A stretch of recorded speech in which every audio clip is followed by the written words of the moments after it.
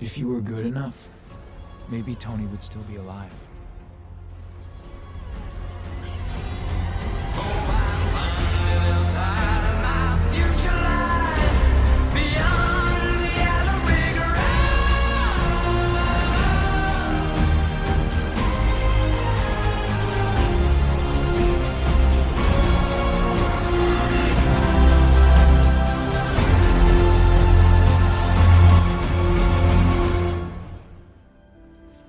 There was an idea. Stark knows this. Called the Avengers Initiative. The idea was to bring together a group of remarkable people. See if they could become something more. See if they could work together when we needed them to fight the battles that we never could. The truth is,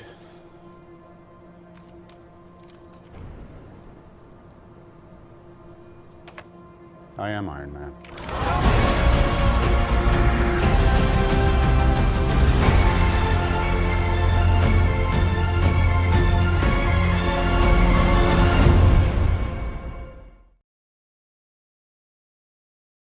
We're finally about to close in on the beginning of Phase 4 in the Marvel Cinematic Universe. With 4 phases under its belt and 30 movies in total with some shows, yeah, it was inevitable I would rank and review all the Marvel movies and shows in the Marvel Cinematic Universe. I'm going to try not to spend more than maybe 4 minutes on each movie. For the following movies I won't harp on too much because I've already made separate reviews for them in the past. I'll just be using footage from those reviews or adding to them a little if I have new thoughts. For example, one of the movies that has a whole new review will be Love and Thunder. If you've already seen the following reviews, feel free to skip to the next film.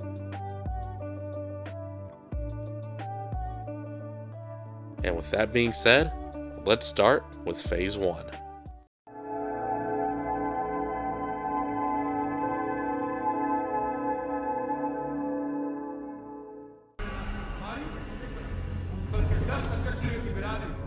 ये खित्ता उन लोगों के सफेद हड्डियों से भरा हुआ है जिन्होंने हमारा अज़म और यकीन पर शक किया और मगरिबी हमेशा इस दुनिया पर हुकूमत करता रहेगा लेकिन हम जिनको तुम वहशी दरिंदे समझते हो वीरान और बंजर कोनों में इस खातिर जमा हो रहे हैं.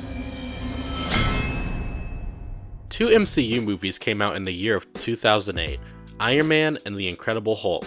Thank God we started off with what can be argued the best movie of Phase 1.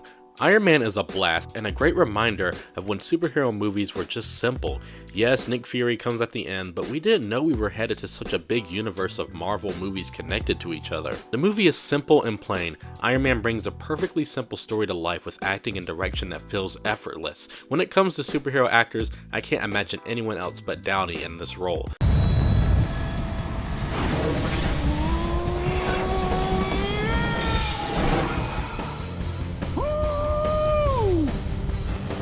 He is Tony and Tony is him. You feel the stakes, you buy the transformation, even if he built the suit in a cave! With a box of scraps! Well, I'm sorry. The cave scene, holy shit, the action still holds up today.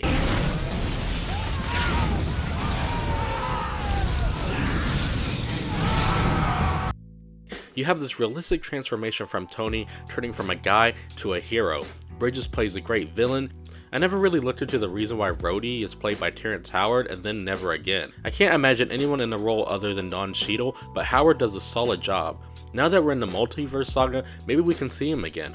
But overall, Iron Man isn't as grand as the future MCU movies, but it lays a great foundation on what's yet to come, if you don't count the next movie.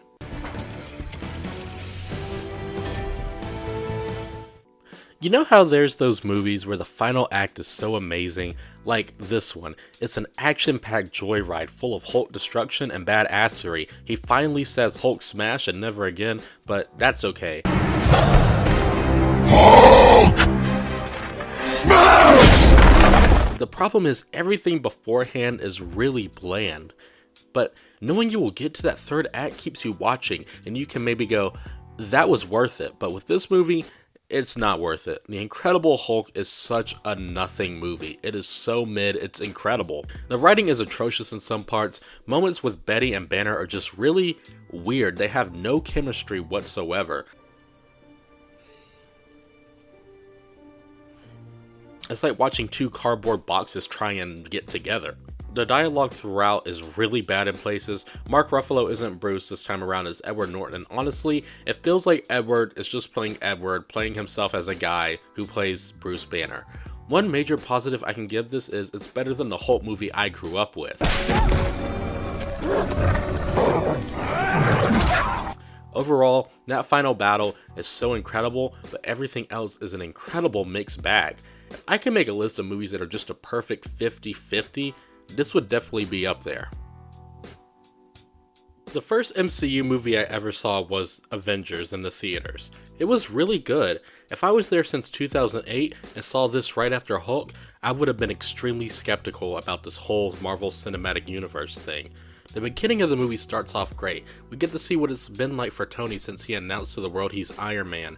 He jumps out of a plane and there's tons of people there. It's thrilling and really charming. Then slowly, we get to how middle of the road this movie is. The movie is more entertaining than The Incredible Hulk, but for wrong reasons. We get a solid start to this villain who then is missing for a majority of it, and it causes him to be nowhere as good as Jeff Bridges. One thing that I love about the MCU is when it comes to villains, it's like gambling. You're either gonna suck dick, or you'll get a lot of luck dick. Okay, I wrote that at 3 AM, get off my back. The best MCU movies have a villain that's equally as good, if not better, than the hero, except for one movie that we will get to later in Phase 2. And by God, this one is really bland, but you feel bad because there's so much going on in this one movie that they gave away the character development of a villain to introduce Black Widow and other things. At times, it really does feel like multiple movies, nowhere near as it does in Batman vs Superman, but still man, Iron Man 2 is a huge downfall from the original. Hopefully it starts to pick up from here, because it ain't looking too good. Okay, I'm gonna be honest with you. It took me until Ragnarok to really like the Thor movies. So technically, we have another MCU movie I'm not a big fan of, but we will get there again to the movies that I like, that I really enjoyed, like Iron Man, trust me. I promise I'm not a negative Nancy, or a hating Hunter, or just a dumbass. There's more that I like than dislike in this movie. For instance, I really like how Thor doesn't have an alter ego, making this somewhat different than the other MCU heroes we have so far. All three of them. He fights like a hero, he's the god of thunder, he has actual powers, he's just a badass dude. Since this movie isn't all in Earth, there's bound to be a lot of CGI, and most of it actually still holds up today. The human characters and the Asgardian people are solidly written. I mean, we even get Idris Elba and Kat Dennings as Kat Dennings. See, unlike Edward playing Edward, I can get down with Kat Dennings playing Kat Dennings. I mean, she's beautiful, but she's not Emma Stone, so, but you already know that. Loki is a fan favorite, and I can see why. He's complex and a much better villain than the previous two. He's probably the best villain in Phase 1. I may be biased since I'm 22 living in a world full of tech, but I'm not a big fan of Shakespeare writing. The dialogue here sometimes gets me drowsy because it's inspired a lot from those times, but other than that, Thor is an okay fish out of water story. It's not amazing, but there's more likes than dislikes. This drink, I like it. I know, it's great, right? Another! I would argue to say Captain America: The First Avenger is a very important film to the MCU overall. Just like Robert Downey Jr., I can't imagine anyone but Chris Evans in the role of Steve Rogers. I feel like before Ragnarok, Iron Man and Captain America were the driving horsemen behind the MCU. These two characters are connected in so many ways. One of the most important is how Howard Stark gave the shield to Rogers. Peggy Carter is great and is one of MCU's most underrated character developments in my opinion. One thing I do hate about this is how uncanny Steve looks before the experiment. The better the CGI gets, the worse the past movies look, especially with this element. I mean, just look at him. Just really look at him. Other than that, Steve's character is written extremely well, but to really get a full look into his character, you have to understand Peggy, Steve's love interest. Both of them work together and are a great dynamic duo. Also, Steve and Bucky's friendship is nice and wholesome. I hope nothing bad happens to that. The ending is one of the best in the MCU history. Captain America waking up far into the future, he runs out where he's been kept and sees the world changed around him while being chased by S.H.I.E.L.D. It's heartbreaking because he had plans with Peggy and now he's stuck in our time. Captain America is the second best movie in Phase 1 so far.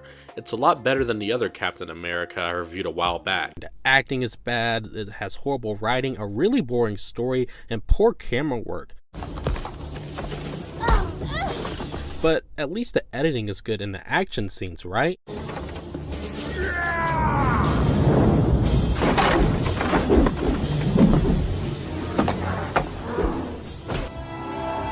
The first Avengers movie has a special place in my heart. It was the first MCU movie I ever saw in the theater. It's one of my favorite movie experiences of all time, being in an audience filled with so many superhero fans seeing these 6 people team up together at last. Smash.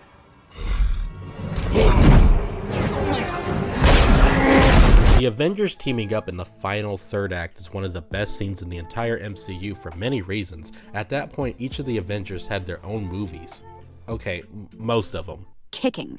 Oh, right, because none of us can kick. Hey, which one of you guys can kick? Hulk, stop being nice.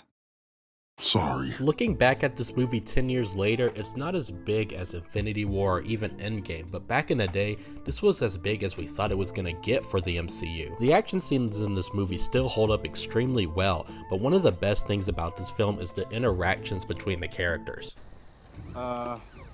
Shakespeare in the Park? Doth mother know you weareth her drapes? I think the movie has some moments where it's very slow, but the thing is, in those slow moments, they could have been executed better, but it kind of makes up for it a little because we have great, decent character study, especially when it comes to Tony Stark. Steve Rogers puts Iron Man in his place by calling him extremely selfish, and in the end, when we see him make the sacrifice play, it's rewarding and gives Iron Man a lot more layers than he initially had at the start of the film. Loki is the big baddie this time around, and he makes for one of the best MCU villains. He's evil, but he has that villainous charm that makes him seem cool even when he's doing awful things. As a kid, I was really excited to see Hulk for the first time on the big screen. I didn't get to see the Incredible Hulk, so this was my first time seeing his transformation in a cinema, and it did not disappoint.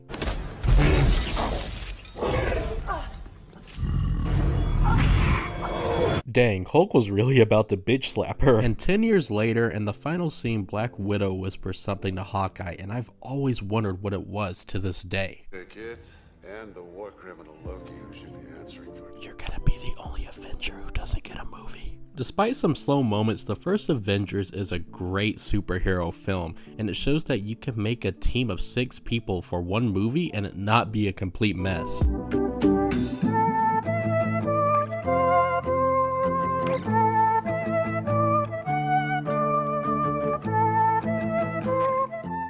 Phase 1 is probably the worst phase. It was a rough start for the studio, but in Phase 2 they definitely found their footing, I think.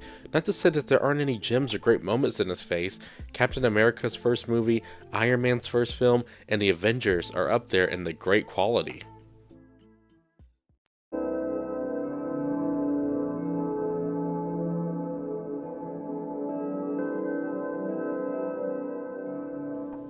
Iron Man 3 is probably one of the most divisive Iron Man movies, but we can all agree it's better than 2.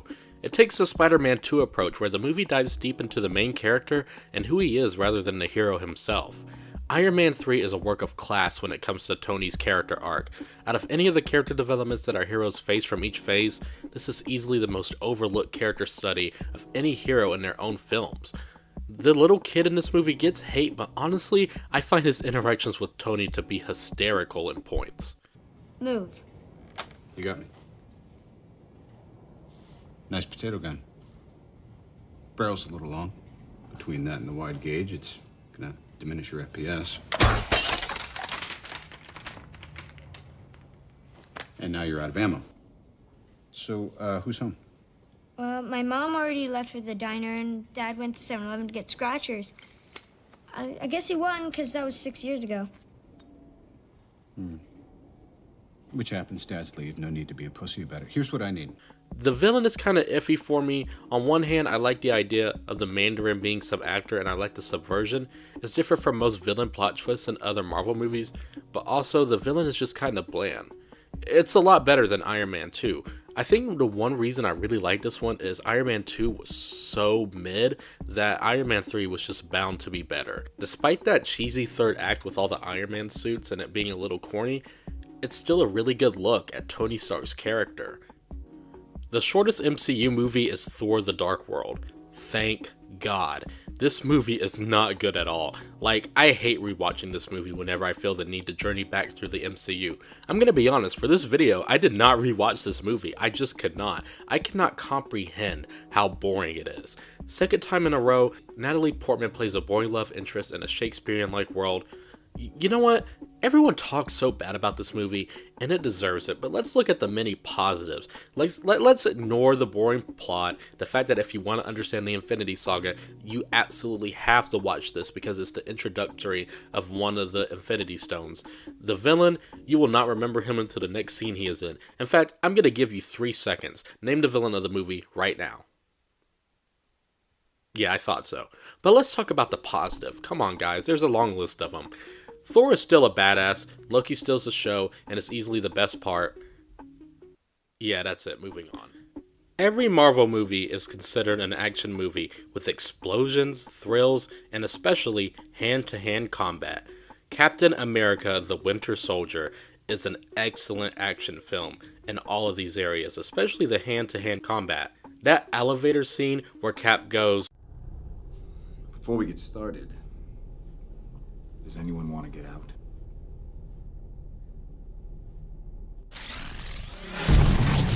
oh my god, that's badass. I would love to have gotten my ass kicked in that moment. If I knew it would look so slick, I would want to be there. Like, look at the action. Look at how well choreographed it is. The camera stays onto them long enough so that you know what's happening and not just some quick jump cuts like the original Captain America movie.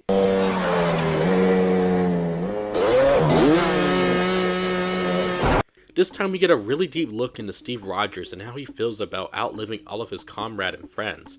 Just like Iron Man 3, we get a better look at his more human side than hero side and how he is as a person.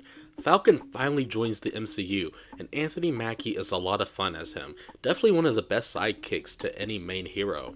His backstory is straight to the point, but also effective. It proves that the Russo brothers know what they are doing when making a superhero movie.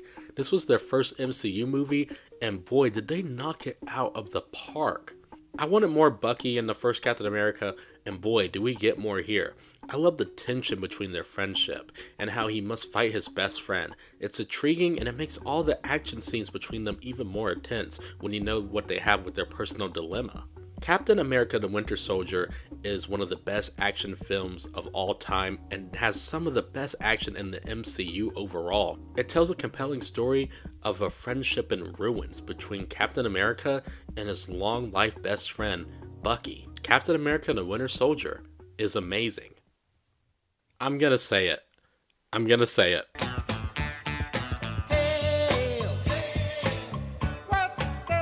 Guardians of the Galaxy is my favorite Marvel Cinematic Universe movie. Later down the line, I might admit that No Way Home might be my favorite MCU movie, but since the hype has gone down, it's still incredible. It's a masterpiece. But as a movie, Guardians of the Galaxy is a true marvel. Guardians of the Galaxy is about Peter Quill, a guy who was abducted after his mother's passing. To defeat a big baddie, he ends up being assembled with a group of people who he seems to have constant odds with. What I love about Guardians of the Galaxy is how a casual Marvel fan like me had no idea who a single of these characters were. How James Gunn brought these bottom-of-the-barrel superheroes that casual fans of the MCU wouldn't know, and now they're household names. Everyone knows Drax the Destroyer, who takes everything so literal. She betrayed Ronan. He's coming back for her. And when he does, that's when you... Why would I put my finger on his throat? What? The warrior Gamora, who is just a badass that doesn't take shit from anyone, Rocket Raccoon, the asshole who secretly has a heart, Groot, the lovable tree who can only say 3 words, and Star-Lord, a man who is addicted to music, but good music. I'm talking this man's playlist is the bee's knees, or whatever they said in the 80s. Hooked on a feeling, Blue Swede, 1973, that song belongs to me! This movie's soundtrack slaps so hard. Original scores for movies are great, don't get me wrong, but you can't go wrong with Peter Quill's playlist. This is also one of the funniest movies in the Marvel Cinematic Universe. It's so funny, in fact, that a very long time ago, I did a parody video where I made it look like a sitcom. Your words mean nothing to me! This is like from a smoking hot Ray Jack girl, stabbed me with a fork, didn't like me skipping out on the sunrise. I got right here a Cree girl, tried to rip out my thorax. You see an Oscavarian? Tentacles, needles for teeth. If you think I'm seriously interested in that, you don't care. We get more Thanos lore, which is good considering he's been sitting on his ass the entire phase 1 through 2, but the real powerhouse of the movie is the writing. Everyone in this team are assholes, everybody, but they all work off each other so well. All the different dynamics, it's just like Always Sunny, but in space. The only problem I have with this movie is Ronan is forgettable as a villain alone, but since he's in such an amazing movie, I'll always remember him, so he gets an easy pass. Guardians of the Galaxy is the Marvel movie I love the most. Taking these unknown characters and making them all rootable, hilarious, and creating a cosmic tale that's heartwarming and full of head-bopping, foot-stomping jams, it's truly a masterpiece. That's the best you can do!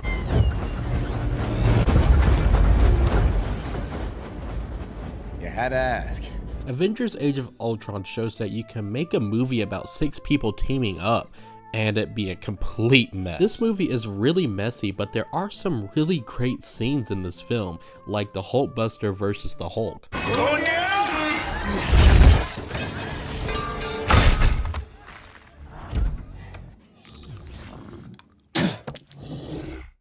Oh shit. We get to see Hawkeye's family, which automatically makes him an interesting character. We're introduced to one of the best MCU characters, Wanda, and she sets up a really great opening scene where we see Tony's vision of the future, where all of his friends are dead, and it puts some extra emotional weight for the future of the Avengers franchise. Avengers Age of Ultron does this frustrating thing where it tries to set up other films instead of focusing on the current film that is being presented. Thor leaves the movie for a second to figure out where the next movies are gonna go. We get separate flashbacks to the Avengers and they all feel extremely disjointed and they slow down the movie's momentum. Ultron is a decent villain and James Spader does a terrific job voicing him. His voice work gives Ultron a little bit of snarkiness to his attitude, but also making him a little bit chilling. The big problem with Ultron is his motivations. Like, he wants to save humanity by killing the Avengers, but then he wants to kill the humans to save them because they won't be there anymore. Not a great plan. I think out of all the Avengers movies, this one is the one to shut your brain off to. It's not really a movie that's supposed to make you think. The final action scene feels a little uninspired because it's just our heroes battling CGI robots. And for me personally, Quicksilver's death wasn't all that impactful. There's a weird directing choice in this movie that is one of the most weirdest things in the entire MCU, and that is Bruce and Natasha's relationship. Like, what were they thinking? It could have worked, but the two actors don't really have any chemistry, and it's just kind of weird. So you let him take it and the war criminal Loki who should be answering for his crime? I really want to get Hulk smashed. Sorry. Don't turn green. One scene that I actually do love a lot is the party scene where all the heroes are just dicking around and trying to pull Thor's hammer. It's nice to see the more human side of them and showing that even with big responsibilities, they can still have fun. It's not a bad movie whatsoever, it's just the weakest out of the Avengers films by far. There are some cool action scenes, but the movie just feels like it's all over the place. We're coming on the left side, right? Just out here, you see this right here?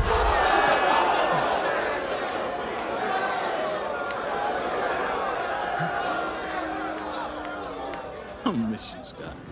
I miss you too, Peachy. Man, you guys got the weirdest goodbye rituals. With a big mess like Avengers Age of Ultron, it's nice to just kick up your feet and laugh through the entire runtime of Ant-Man. Ant-Man is the perfect breezy movie for the MCU. Peyton Reed creates this hilarious heist movie that stars the charismatic Paul Rudd. Paul Rudd is just so funny in so many things, his comedic timing is so great, and he lends that here to Ant-Man. You get my boy Luis, one of the best supporting characters in the entire lineup of these movies. I'm still waiting for him to recap the entire MCU. Okay, I was at a wine tasting with my cousin Ernesto, which was mainly reds, and you know I don't like reds, man. You know, but there was a rosé that saved the day. It was delightful. And he tells me about this girl, Emily, that we used to kick it with. It was actually the first pair of boobs that I ever touched. It's the wrong details. It's the wrong...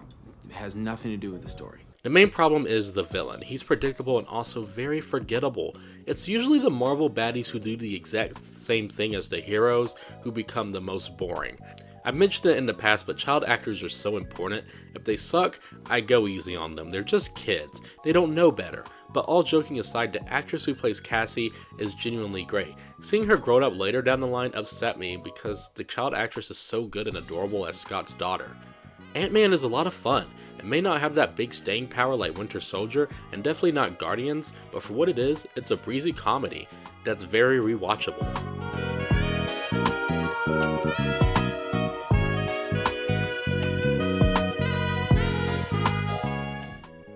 Phase 2 was definitely about fighting their footing. There were a few missteps, like fall down the entire staircase missteps, but overall, we got the Guardians, the best MCU movie in my opinion, a solid comedy, and an amazing Captain America sequel. Speaking of Captain America,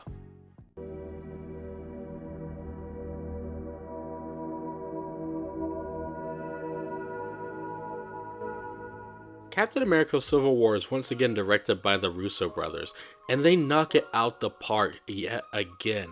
In this singular movie, the Russo brothers introduce Zemo, an underrated Marvel villain. He's just a guy who tears apart the Avengers from the inside out. We get Black Panther introduced, and a quick but effective arc about him and the death of his father. I ran out of patience. Underoos! Spider-Man! My favorite superhero. You get Spider-Man in this. And of course, the meat and bones of the story, Captain America versus Iron Man. You've been busy. And you've been a complete idiot. Dragging in Clint, rescuing Wanda from a place she doesn't even want to leave, a safe place. I'm trying to keep you from tearing the Avengers apart. So many things in one movie where the main conflict is two heroes fighting for what they believe in, except it doesn't suck, and it's totally balanced. What? I didn't think that was possible. Captain America balances all this out so well, with a movie that has been set up from previous Marvel movies and adds two new characters, a new villain, a new conflict between the Avengers that will break them up.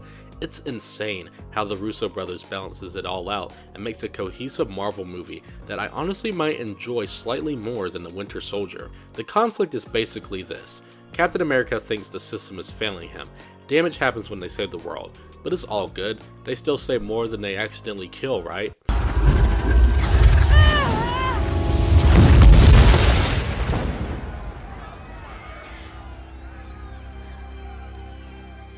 Iron Man thinks it's time the Avengers be put in check after all the damage the Avengers have caused.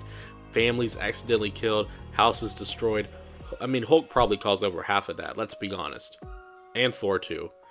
Hawkeye, probably not. It's an intriguing dilemma between the world's best team, and seeing it all crumble apart is fascinating. I find myself occasionally teeter-tottering between which team I side with on every rewatch. But the relationship between the teams is just the tip of the iceberg. What is really at stake is Tony and Steve's friendship. With a shocking reveal I won't spoil if you have yet to catch up with the MCU, it changes everything with their friendship and hatred towards each other.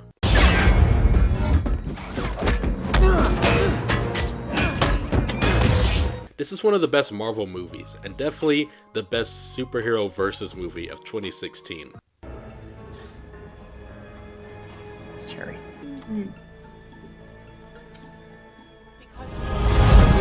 What did you just do to me?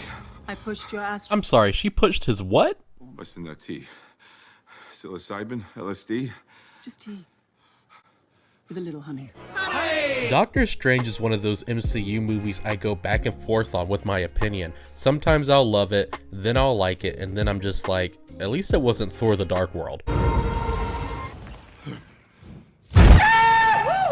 There's just many things in this movie I equally love, like, and dislike, so let's just start with the stuff I love. Benedict Cumberbatch absolutely nails it as Doctor Strange. Just like Robert Downey Jr., I can't see anyone else playing the part. His performance as Stephen Strange is perfect as a guy who broke his hands and he can't perform surgery, which is his passion, which, by the way, what in the Sam hell was this guy thinking? How do you become so stupid that you not only text and drive, but do it on a road that has many turns and is super slim? One time when I was 7, my papa noticed my DS was extremely dirty on the screen and he said go get some water and wipe the screen off.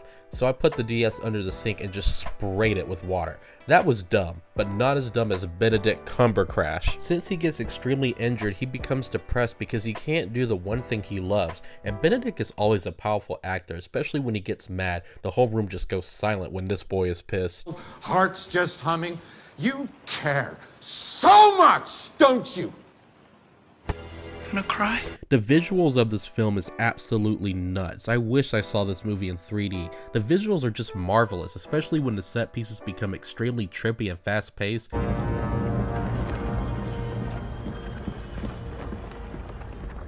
This was a mistake. Really, Nick? And there are moments when the movie slows down and the cinematography mixed with the visuals being presented is just mesmerizing. Like this shot is one of my favorite shots of the entire MCU. Okay, now for the stuff that I dislike, because I want to end this on a positive note. This is one of the least funniest MCU movies in their entire catalog. The humor is very hit or miss, and the MCU always makes me laugh, but I only chuckled like 5 times. I don't even know. And the villain is extremely forgettable. I don't even remember his name. I think it was like, Magic Mayhem or something like that. But this brings me into the stuff that I like. Dormammu, I've come to bargain, seen as one of the best villain defeats in the entire MCU, and he overshadows the horrible Magic Mayhem guy. It's so hilarious and fun, just Doctor Strange resetting his spawn point every time he gets killed. No, this is real.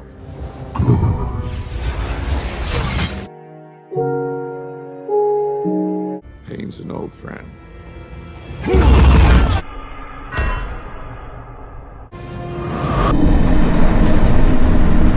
I like the story enough, but it suffers here and there. There are moments when the story drags and it could obviously be sped up a little bit, and the story ranges from being slightly boring to being entertaining, but in the end, Doctor Strange is a fun time. Guardians of the Galaxy 2 is more of what you like about the first film, but sometimes that's a bad thing. The jokes have been triple, but while most of them hit, I can't help but feel like the movie tries too hard to be as charming as the original. That being said, it's a really good sequel with some improvements, like we get Mantis, how could you not love her? The best thing about this movie is how well its theme of father roles plays into the film. Yondu plays a bigger part here. We get to see more of his character and how he truly does care about Peter, even if he did abduct him from his home planet. Ego is one of MCU's best villains, played brilliantly by Kurt Russell. You get this heartwarming and hilarious story about fatherhood, how Peter meets his long-lost father, and how Yondu is dealing with the fact that he may not have been Peter's father, but he was his daddy. This theme of the movie strikes a chord with me, and I'm sure there are many people who can say that as well, since that's the common issue that can occur in anyone's family. You people have issues. Well, of course I have issues. That's my freaking father! Drax has been dumbed down, which kinda sucks, but you gotta admit, he has very funny moments. But I like a woman with some meat on her bones. What? I tried to let you down easily by telling you I found you disgusting. No, that's not what What are you doing? Oh, I'm imagining being with you physically. Drax, that's not... He's still funny, and Baby Groot is adorable. Rocket Raccoon gets a lot of character development due to his bond with Yondu, and it's really beautifully told. The movie is visually a true beauty. So many popping colors. I wish I saw this movie in 3D when it came out. The cinematography is outstanding and looks just like a big swirl of different colors combined into cotton candy. Guardians of the Galaxy 2 was never going to live up to the original, but it's still a very good sequel.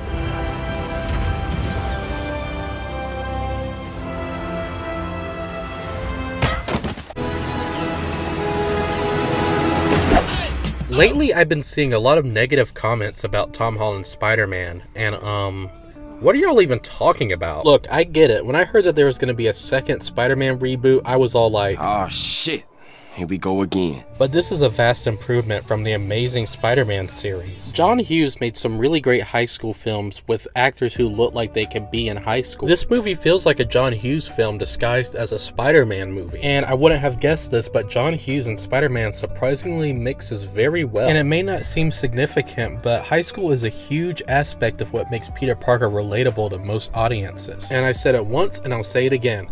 These assholes do not look like they're in high school. Since everyone looks like an actual teenager in Tom Holland's Spider-Man, it helps elevate the film a lot. Rise and shine, Midtown Science and Technology. Students, don't forget about your homecoming tickets. Do you have a date for homecoming?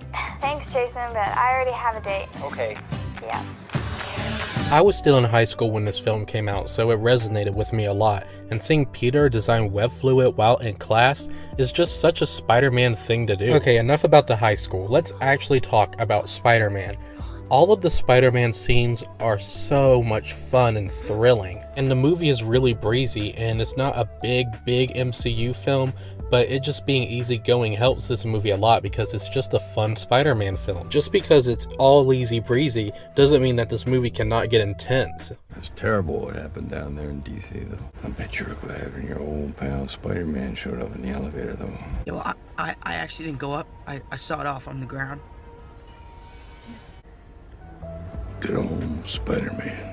I love how in the scene the red light is on him when he's trying to connect the dots, and then when he finally figures out he's Spider-Man, the light turns green and it shines on his face and he's like, I figured you out, bitch. You hit in there, Gumdrop. I'm gonna give Peter the dad talk. Dude, this whole car ride scene is just so intense and it incorporates well within the narrative. Michael Keaton plays an amazing villain here. I'll kill you dead. That's what I'll do to protect my family, Pete. You understand? You just saved your life.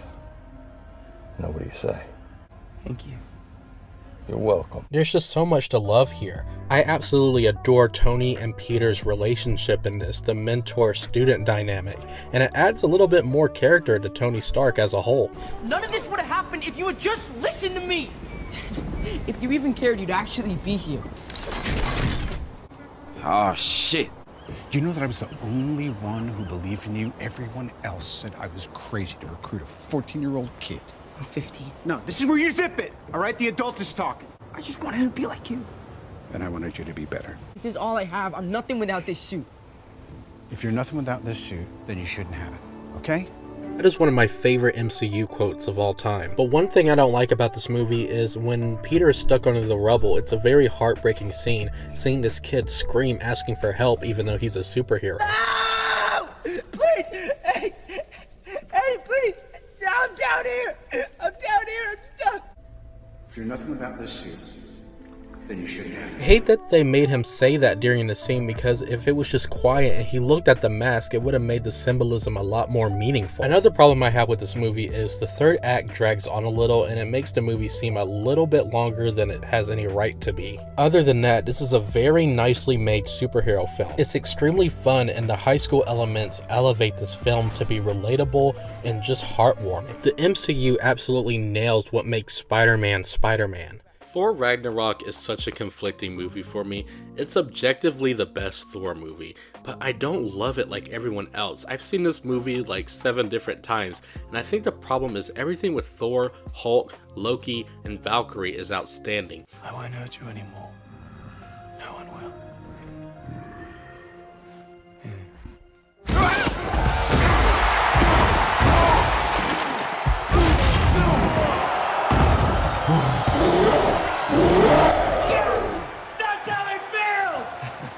I'm just a huge fan of the sport. Thor gets that new fade, Loki is better than ever, and their relationship is hilarious. Valkyrie and Korg are great newcomers, especially Korg. Is that some sort of protoplasm, all the stuff that's coming out of you, or are they eggs? Looks like eggs. Hulk is at his best here. Him and Banner slowly becoming one, and Taika Waititi directs Thor Ragnarok and brings new life into the series, much needed life. The problem is the tones with Thor and crew don't mesh well with Hela and the dark underlyings that go on in her scene, so it feels incredibly disjointed in many places when it switches back and forth between the two. Thor Ragnarok is the best Thor movie. That feels a little disjointed tonally, but it's a lot of fun.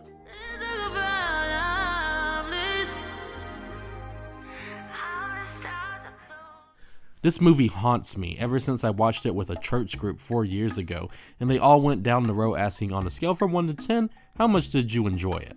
Everyone said 9, 10, 12, but when they got to me, they all called me racist, but like, bro, I'm black. Ever since 2018, I've watched this movie at least 3 times a year, trying to grasp why I'm the odd man out.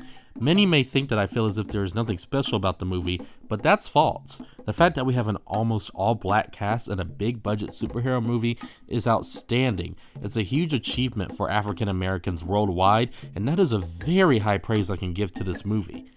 The black cast, however, should not distract from the story, pacing, the way everything is constructed, and the CGI and action scenes. Michael B. Jordan kills it as Killmonger. The best villains are those that you can sympathize with and understand their motives. He isn't evil just to be evil, he has legitimate beliefs that are moving. Michael B. Jordan's Killmonger is one of the best villains in the history of the MCU.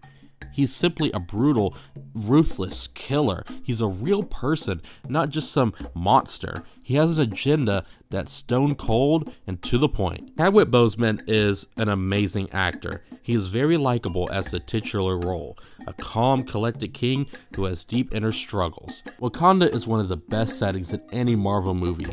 In fact, it might just be the best. It feels so great to get out of the city and journey into Wakanda. It's filled with beautiful orange-brownish mountains that are holding onto these waterfalls that are visually outstanding. So many elements help this world of Wakanda feel alive.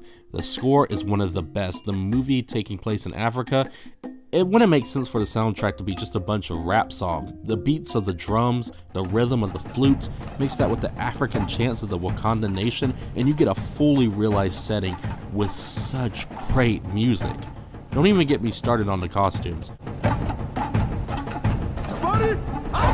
I am in no means a political person. On this channel, you will barely hear me ever talk about politics unless it's a major theme in a movie. Black Panther has a major theme of isolation because Wakanda is closed off from the rest of the world, and the execution leaves a lot to be desired. For a rare superhero movie with an all-black cast, you would think that the film is groundbreaking. It is, but the political aspects and themes surrounding the culture of Wakanda is laid on way too thick. Each side has good points and extremely wrong points, but none of these things come close to home because of the lack of subtlety, because the movie is a mainstream superhero movie, and it's scared to narrow down on its themes and be delicate with this important subject matter. The political theme is extremely important, and it's captivating knowing that we can see the themes of race, identity, and privilege in an all African American hero cast. But there are bits and pieces of strong moments, though, that makes the political agenda of the film extremely pleasant. There's a line that Michael B. Jordan's villain says about would-be slaves jumping to their deaths. That is absolutely chilling. So you could just lock me up? No. Just bury me in the ocean with my ancestors that jumped from the ships. Because they knew death was better than bondage.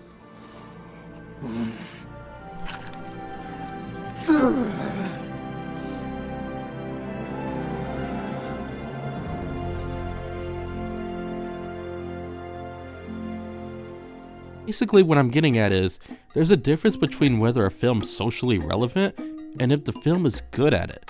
The rest of the movie's lack of subtlety makes everything jarring once we get back to the plot. Black Panther isn't horrible or bad, but it isn't outstanding. It's a basic superhero movie disguised by a beautiful and amazing African cast. It's a huge achievement in cinema and for me and my fellow African Americans, but it's a movie that I've tried to love over and over again, but I just can't.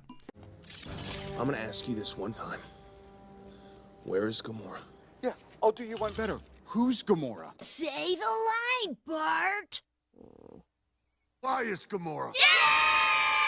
Avengers Infinity War feels like a big culmination of the Avengers franchise and all the other superhero movies in the MCU that came before it. This movie is an epic ride. The pacing is absolutely perfect. It moves fast and quick because it knows it has a lot of ground to cover, and it's very entertaining and it's highly rewatchable. Out of all the Avengers movies, this is the one I've seen the most. There's like 400 characters in this movie and they're all given the right amount of screen time. Scenes never linger on too much, and once you start wondering, hey, what's happening with Iron Man? Next thing you know, it cuts right to him messing around with Peter Quill. Let me ask you this one time. What master do you serve? What master do I serve? What am I supposed to say, Jesus? You're from Earth. I'm not from Earth, I'm from Missouri. Yeah, that's on Earth, I dipshit. remember back in 2012, I watched the Avengers end credits scene, and I had no idea who this guy was, and I'm sure other casual fans didn't know either. But I love how now Thanos is such a big name. I know Thanos has been sitting on the chair for over half of the MCU movies, but I think he is the greatest villain in the entire Marvel Cinematic Universe, and one of the best villains of the last decade. His motivations are clear, unlike Ultron. He wants to wipe out half of humanity to spare the others who are suffering. While I don't really agree with it, sometimes I'll see really cringy stuff online and I think, yeah, Thanos was right. I love it when villains in movies are extremely enduring, and Thanos is in this category. It's how to do a villain right. I think this movie works extremely well if you're a huge Guardians of the Galaxy fan like me. We finally see Gamora open up with her friends. Gamora and Nebula have finally started to get along, but it's all stripped away when Thanos sacrifices her. It's a powerful scene, and it turns out that Thanos actually does love her.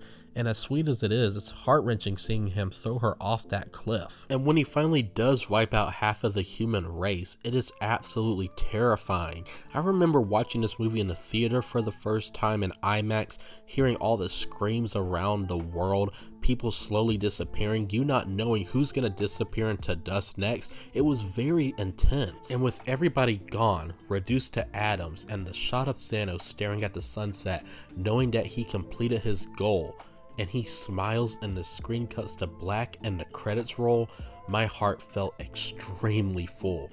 At the end of the day, the villain won. And that's something you don't see a lot in movies. The action scenes are incredible and well choreographed. It's so great seeing all of these different characters from the different MCU movies team up together to fight one big baddie. The different character interactions is such a huge highlight, especially Doctor Strange and Tony Stark. You would think that these egotistical people would have a lot in common, but they bicker quite a lot, and it's really nice to see how it all plays out. Infinity War is an epic and emotional roller coaster, filled with many great action scenes, awesome character interactions, and a villain that actually wins at the end of the day. Infinity War is an MCU masterpiece. Ant-Man and the Wasp is more like the first. It's funny and extremely breezy. The villains are better this time around, somewhat forgettable but better than the previous Ant-Man movie. I like how the movie is ridiculous to the point where the main plot is just a huge goose hunt for the lab. There's not a lot to say about this one, I'm gonna be honest. It's just the same vibes as the first, except slightly better, because we get more Cassie, who has such an adorable scene, and more Wasp. So maybe you just need someone watching your back. Like a partner. Well, she's made it clear that's about the last thing she wants. Who? Hope. Wait, who did you think? Me. You? Don't laugh. I'd be a great partner. Oh, Peanut. Oh, you would be awesome. And if I let you, I would be a terrible dad. You can do it. You can do anything. You are the world's greatest grandma. But let's be honest, we watched this for the end credits scene. Hank! Hope? Janet! Guys. Guys. Okay, seriously, don't joke around. Bring me up, let's go. Guys! Captain Marvel is a mixed bag. The chemistry between Samuel L. Jackson and Brie Larson is really nice and one of the highlights of the movie.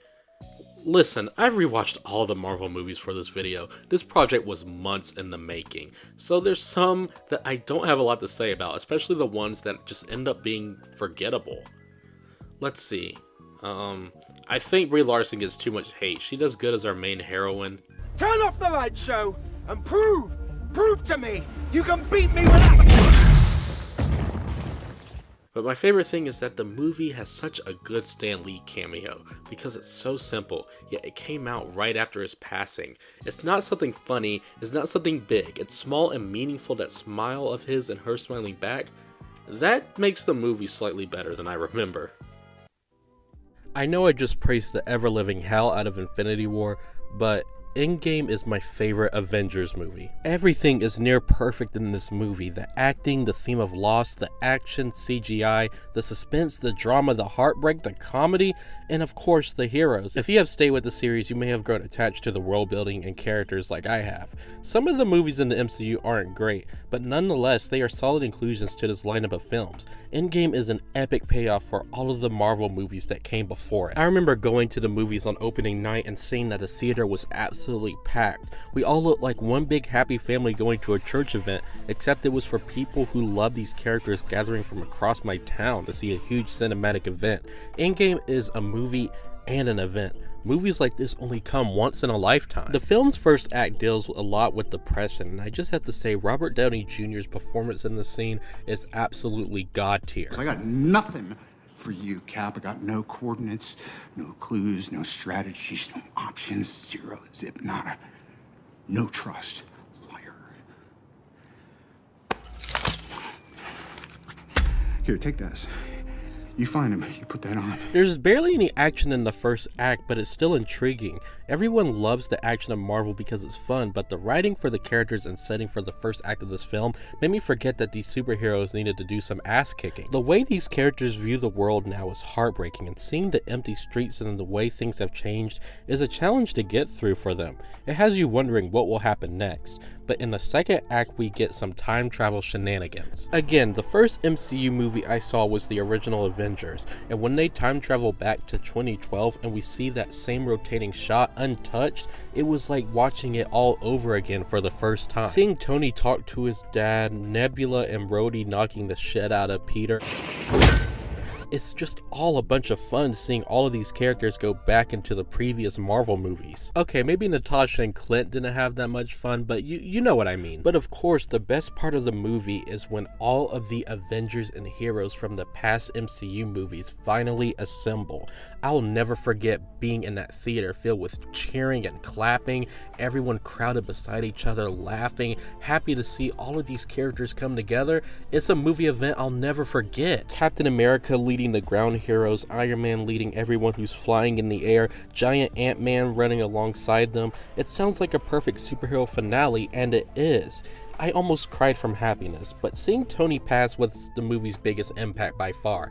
You finally get to see him make the big sacrifice play that the other characters was not expecting him to do, and it's very rewarding and emotional.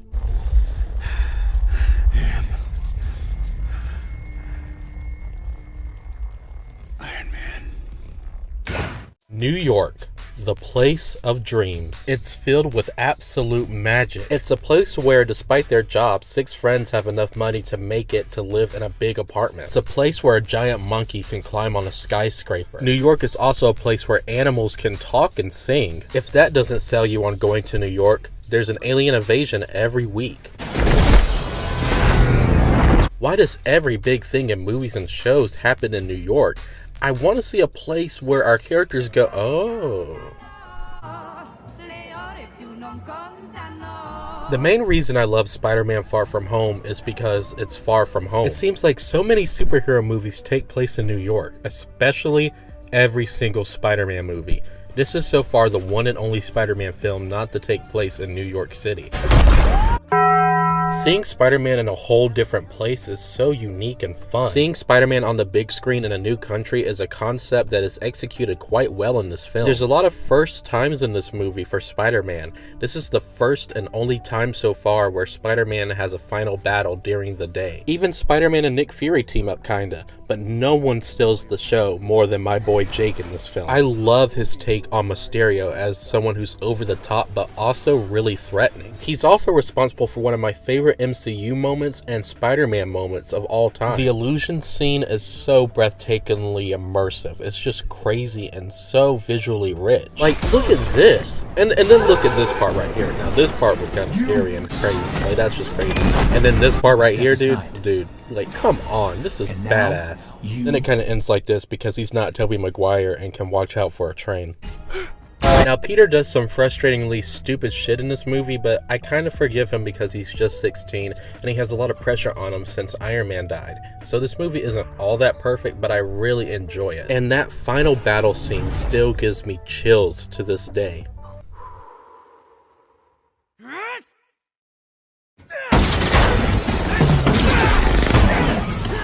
Stark was right. You do deserve that.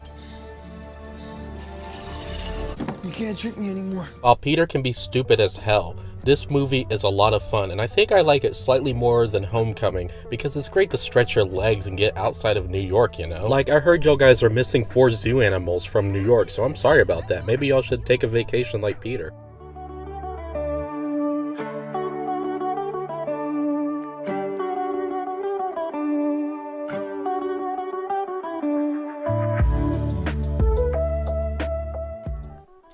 Phase 3 closed out the Infinity Saga, and it's the best phase in the entire MCU. Despite some shortcomings, the most important movies came out during this time. 2 Avengers movies, well, 2.5, the best Thor movie, the best Captain America movie, a sequel to my favorite MCU movie, 2 Spider-Mans. This is when Marvel really found out how to pump movies and have consistent quality overall.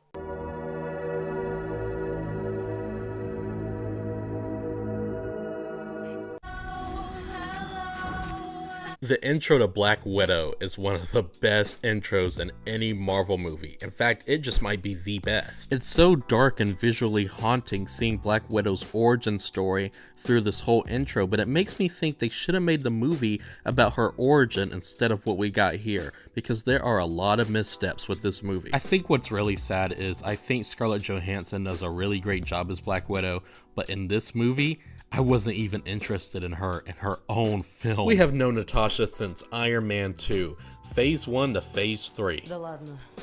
I have never seen someone steal so much thunder as much as Yelena. It's this thing that you do when you whip your hair when you're fighting.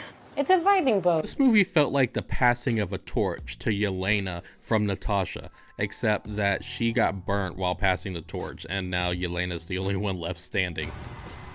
So yeah, I really think I'd rather have a Yelena movie over this, I'm not gonna lie. I really wanted to see more of Taskmaster, but we didn't really get that much with them.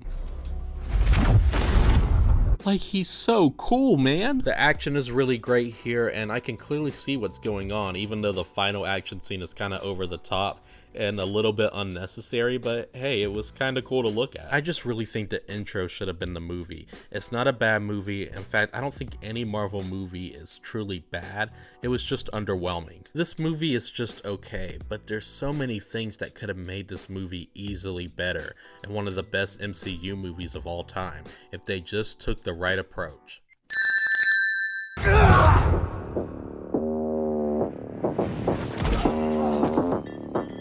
Ever since Avengers wrapped up, Marvel has been digging through the bottom of the barrels looking for more characters to make films about. Characters I haven't heard of since I am a casual fan and I only watch the movies. I don't have a problem with the MCU letting me meet characters I have never heard of, as long as the movie is good. So thank God this movie was decent. What up, y'all? It's your boy Clev coming at you live on the bus. Wait a minute. Hold on. Okay, Spider-Man, don't flip.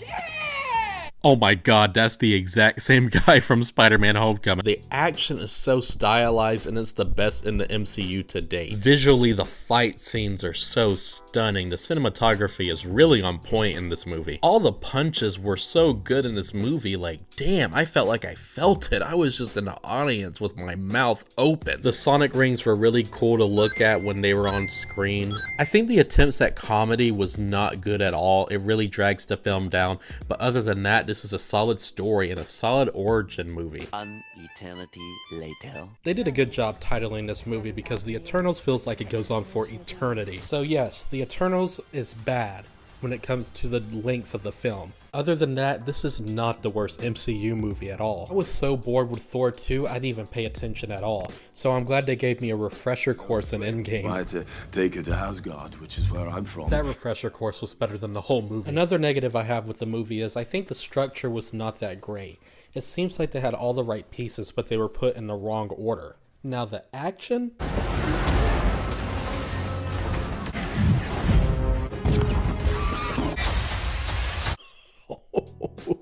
Ooh, the action was good. This movie is absolutely refreshing because it's not the standard Marvel movie. Some of the new ideas didn't have that great of an execution, but just the fact that it's not the typical Marvel formula is very cool to see. The cinematography, without a doubt, is one of the best elements of this film. The movie is too long and some of the structure makes everything feel unbalanced at points. It all might not work out in the end, but I really love how experimental Eternals is. It's just a very unique Marvel film. Spider-Man No Way Home is a wet dream for Spider-Man fans. And by wet, I mean I cried like 10 times throughout. I mean, I still have tears in my eyes while I'm recording this. After Avengers Endgame, I didn't think Marvel could find a way to top themselves, but they did. Again, Tom Holland is the best that he's ever been as Spider-Man, and the drama is at the forefront while the comedy is a little in the back. The movie still has its funny moments, but the drama is so effective. There's a lot of baddies in this movie, but for the first time in Spider-Man history, it didn't feel overstuffed or overcrowded. And Peter's identity being exposed to the world really did unique things for this movie. Finally, we have a movie where Peter doesn't have to hide who he is, and it's used very greatly here. The pacing in the beginning was a little iffy, but this was a perfect movie.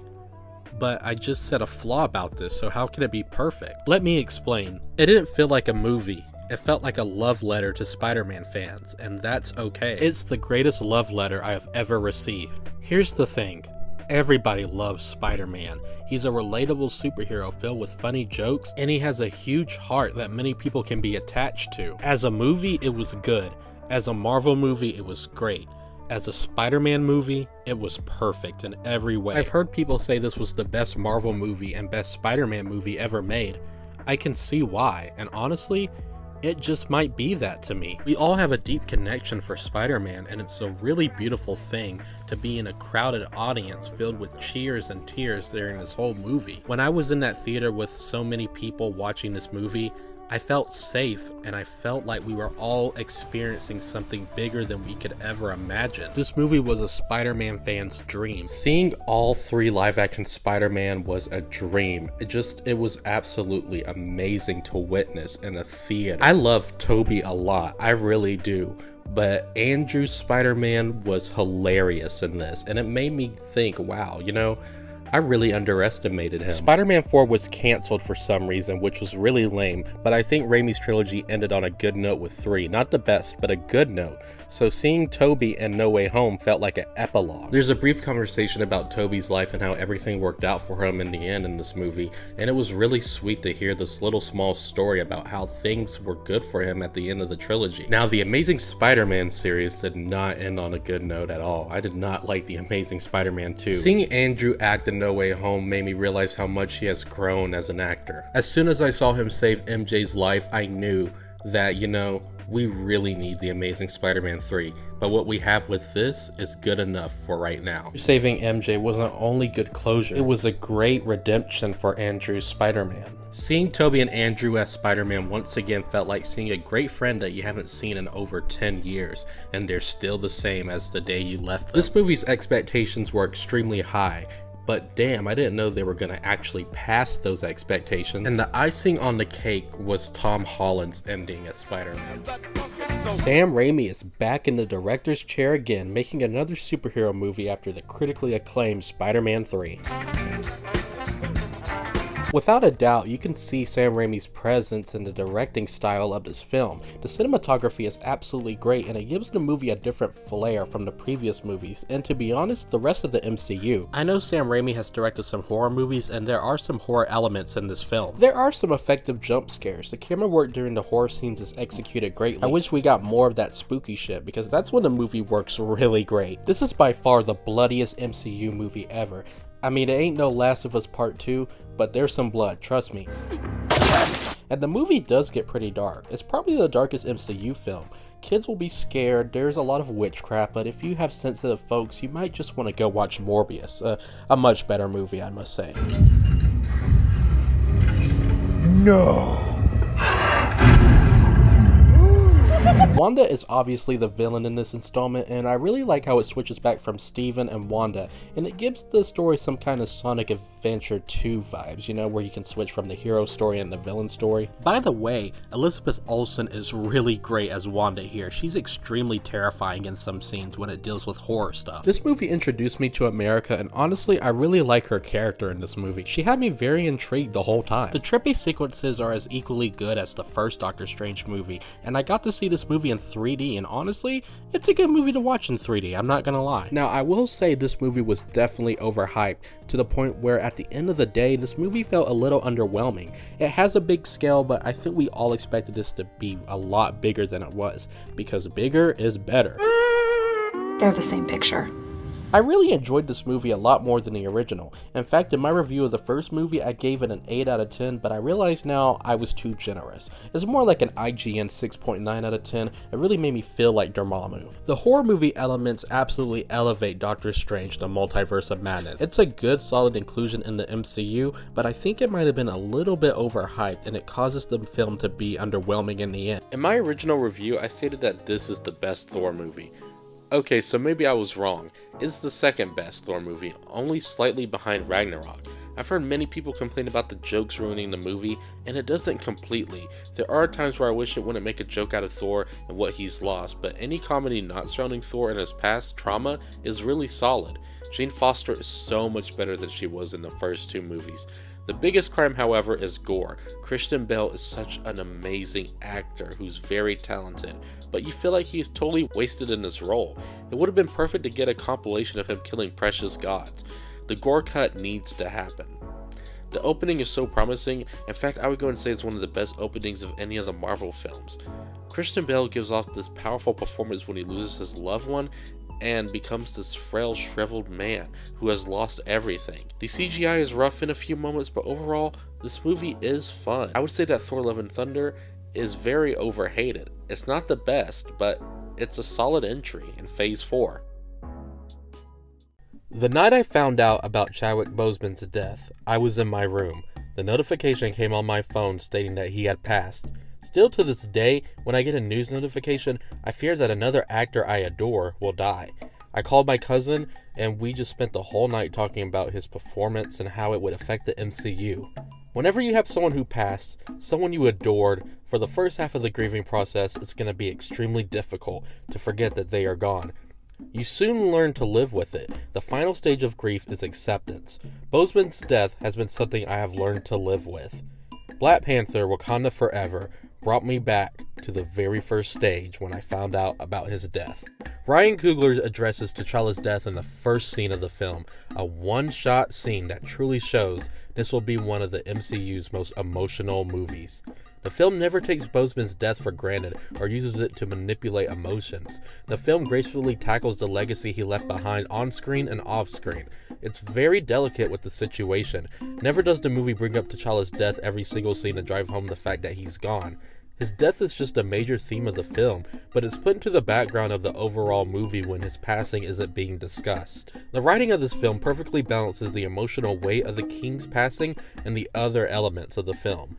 The quiet moments in the movie is where it all truly excels on delivering a satisfying, if not uneven, story. The movie is a mess. There are many moments in the film where they jump to place. While it's not confusing, it is a lot to focus on. Martin Freeman's character has a side plot on his own, and it never truly mixes in well with the rest of the film. Riri Williams, played by Dominic Thorne, is very fun and eccentric as the comic relief in the movie. While the entire film is mostly serious, her delivery of lines help bring some light laughter that was needed to not make this movie entirely sad. Namor is a villain who may not be as interesting as Killmonger, but he has a lot of badass moments and some of the better backstories of the MCU lineup of villains. The film brings around powerful performances for all the previous actors that worked alongside with Chadwick Boseman in the previous Marvel movies. You can hear the pain, the grievance, the anger in their voices whenever their characters are showing strong emotion. It creates this bridgeway between what the actors and characters on screen are sharing. Black Panther: Wakanda Forever, in my opinion, is a superior sequel. The action blends in better with the story, the score is equally as perfect as the first film. It's an emotional roller coaster that brings out some of the best performances in the entire MCU to date. Now, I'll be honest, when I found out that Phase 4 was going to be TV shows too, I was like, this is a stupid idea. It'll never work. And I killed Sparky too.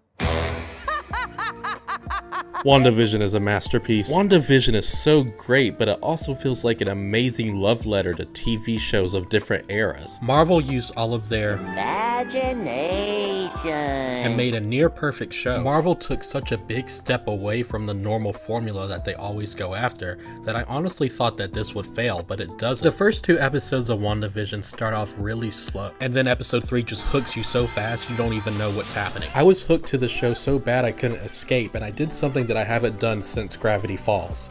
Look at fan theories.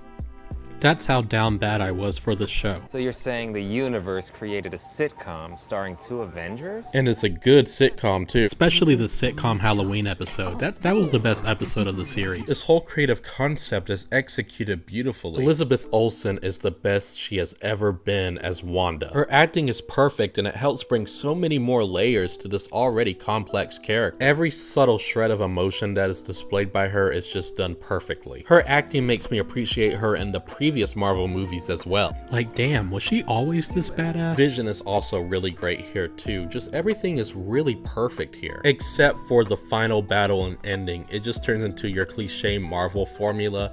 But other than that, WandaVision is so amazing. So I'm sitting here thinking, damn, if Marvel has been on a winning streak with their movies, I can't wait to see how long the winning streak is with their shows. Can you move your seat up? No. That was short-lived. Falcon and the Winter Soldier is not a bad show, but I just didn't really like it that much. I think the problem is WandaVision really spoiled me with their creativity, so it was disappointing going back to the standard Marvel formula. But it's not to say that the show doesn't have its genius moments. I mean, we get Zemo dancing, and I love Sam and Bucky's banter. You're not gonna move your seat up, are you? No. And I know you're supposed to hate him, but John Walker is such a great character here. I mean, that scene was brutal. I really enjoyed Sam's character arc, and it truly justifies why he should be the next Captain America. I don't know what it is, I just really found this show to be just okay, and that's all. Nothing too special for me. Again, it's not a bad show at all. It's nicely done with the action scenes and the characterization, but I guess it just didn't really catch my interest all that much. Loki, the god of mischief. And not just that, but the god of keeping me awake during Thor 2. Thor 2 has me asleep every time I hear its name.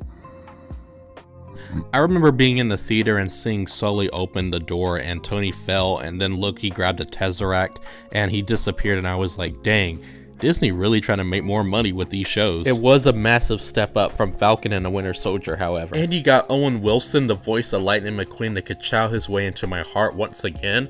Come on, the show is good. Seeing Loki's character get broken down in the show is the absolute highlight. And it's really just Tom Hiddleston's acting that sells the character. Sometimes he's manipulating and you can see it, but other times he's not manipulating, but you think he is. But then when he isn't manipulating, he might be. It's just the great acting by him that does this series wonders. The scene where he watches the other Marvel movies is absolutely heartbreaking, seeing his reaction to his mother die. And as a casual Marvel fan, I had to look up what Kang is really all about, and I just want to say I'm really excited to see him in the future of the MCU. It looks like things are about to become bigger than what we expect. And I never thought I would love to see an alligator Loki, but here we are, and I want more of them. In fact, I want more Lokis in the next season. Loki was very good, and I really am excited for a second season of this. What if is the best definition of mixed bag? Not the reaction I was expecting. There'd be a good episode, and then there would be a not so good episode, then there'd be a great episode, and then the next episode is just like, oh, it's all just a mixed bag between good, bad, then great, and it doesn't have any consistency. You know what, let me show you guys what I mean. Episode 1, kinda mediocre. Episode 2, I think it was good. Episode 3, it was okay. Episode 4, now that was a really good one. Episode 5, classic. Episode 6, didn't really like it that much. Why do y'all guys keep killing Tony off? Oh my god. Episode 7, holy shit, that was bad. Episode 8, that was a good one. Oh my god, they did it again. That's 4 times. I really like episode 8 because of this line though. I've seen everything. that has ever happened, ever will happen, ever could happen, and yet, what the hell is this? Episode 9, a really good ending. I just hope season 2 is a lot better and more consistent with its quality. With the multiverse being a huge topic now in the new MCU movies and shows, I just found it so great to be able to relax while watching a lighthearted, fun show like Hawkeye. I really love Kate Bishop's character. Haley Steinfeld does such a great job with her. Clint and Kate's relationship is just really fun. That's the big thing about the show. It's just a lot of fun. Nothing too big, nothing too grand. It's just really laid back and relaxing. The villains are just some guys in tracksuits. The two get tied up on pronies? Strong Hawkeye riding brony. That should smile more. This is fun for us too, you know. She's back in this to steal the show once again. Damn, she just keeps getting away with it. I don't have any weapons on me.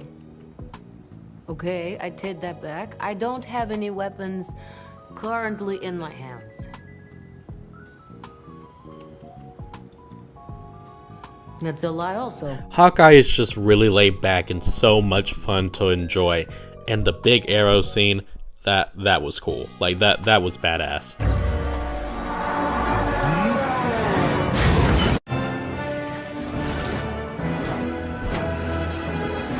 I've said it once and I'll say it once more. I am a casual superhero fan, which means I don't read the comics but go to the movies. Since I am a casual fan and I only watch the movies and not read the comics. Oh, but surprise, surprise, I actually know a lot about Moon Knight. I have all the comic books. I am a huge fan. Nah, man, I'm just kidding. I met him in Lego Marvel. Me personally, me not knowing a lot about the Moon Knight character has me even more intrigued because of this mystery that it sets up. One thing that I do know about Moon Knight is his connection with dreams, and the dreams in this series so far are really intriguing. It's a little bit trippy, and when he wakes up and it kind of affects the real world that he lives in, it's a really neat idea and concept that works really well. So many superhero projects do the same thing with their origin story and setup thematically, but I'm glad that this series isn't scared to get weird. Thank you.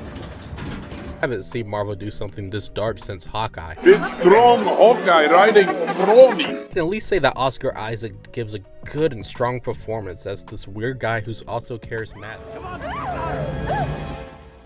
Oh, wait.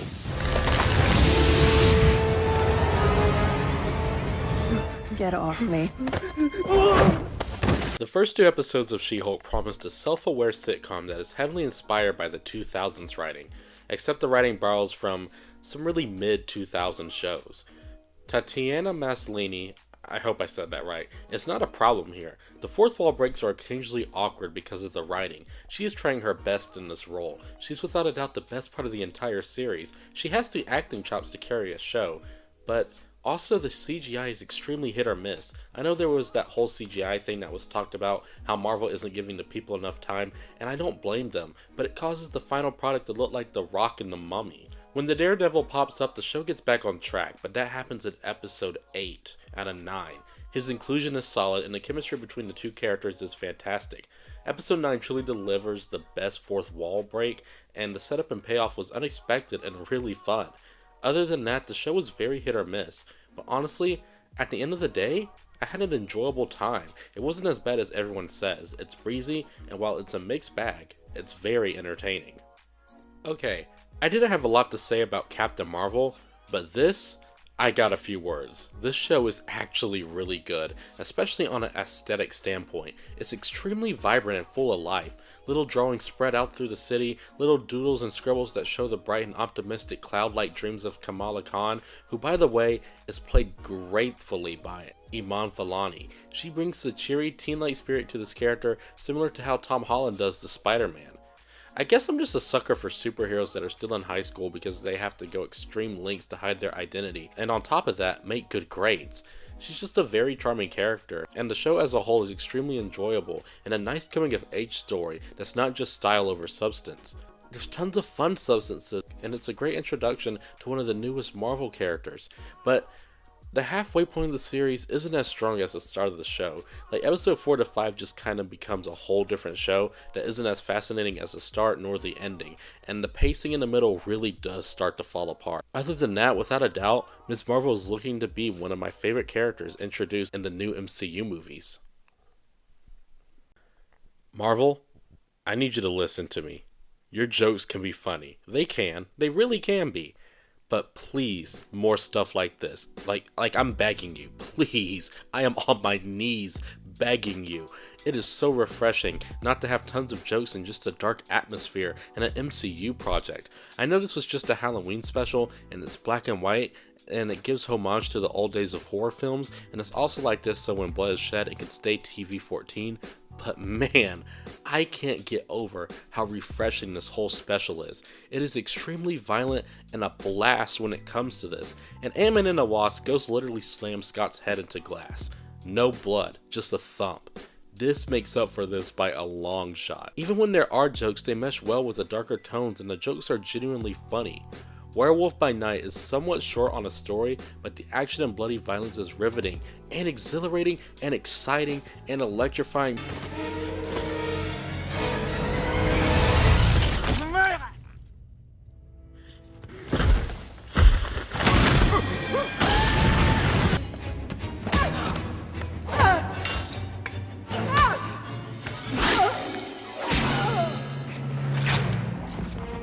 My point is, that opening is a banger.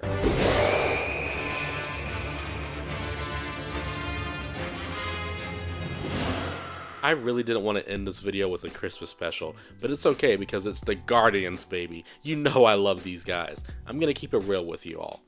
This plot might be the weirdest in the entire MCU so far. In order to save Peter from being sad on Christmas, Mantis and Drax journey to Earth to find Kevin Bacon to bring to him. This is what you expect it to be, just Mantis and Drax dicking around on Earth until they get Kevin Bacon. There's tons of jokes and it's light on plot, but that's okay because it's another installment of the Guardians. Like, I may be biased, but you know I love this gang, so even just seeing them discovering Earth and just going wherever the plot feels like taking them is okay for me for a 40-minute special. The Guardians of the Galaxy Holiday Special is really sweet and even has an extremely heartwarming ending. I'll definitely be watching this every holiday season. You got Quill the worst gift ever. A disgusting actor. This is the worst day of my life.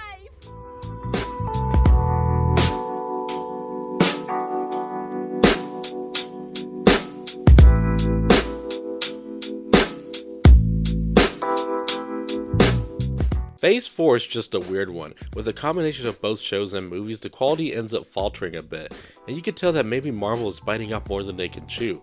While the shows weren't the best, the movies were really good. For anyone who has made it to the end of the video, I want to thank you all so much for sticking around and hearing me blab about Marvel movies. This was a lot of fun to work on. It was stressful, but in the end, it paid off. Despite some not so good movies, the Marvel Cinematic Universe is a true wonder. While I do miss seeing more original movies be the kings of cinema, you can't ignore the success of the Marvel Cinematic Universe, and there are many great movies. Let's rank them from worst to best.